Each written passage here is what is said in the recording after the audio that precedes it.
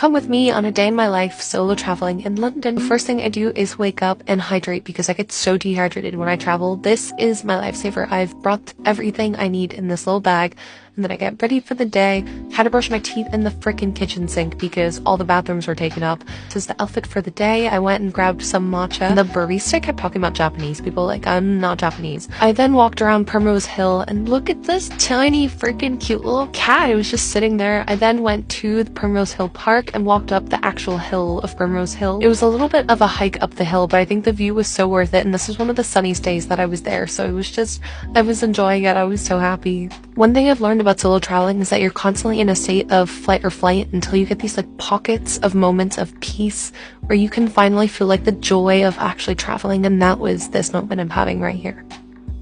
Then I had to pee, so I went and got a croissant because I need to use the bathroom, but the croissant was good anyways.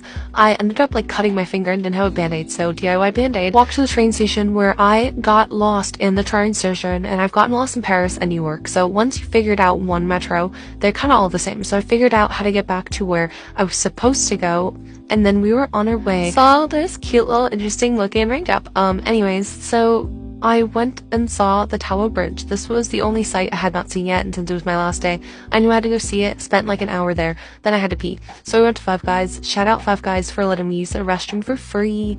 I was a little hungry at this point, so I had to walk over to Borough Market, and I had to try the famous chocolate covered strawberries. I'll make a whole video on it, but they were like $10.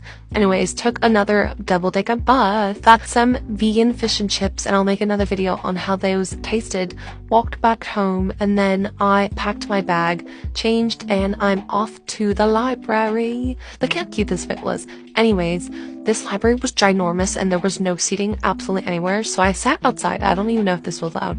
Did some homework. I had so much homework that was like backed up because I didn't do any while on this trip.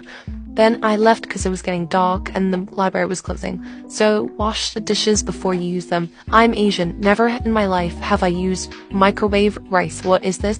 Didn't know how to use it. Read the instructions like 5 times.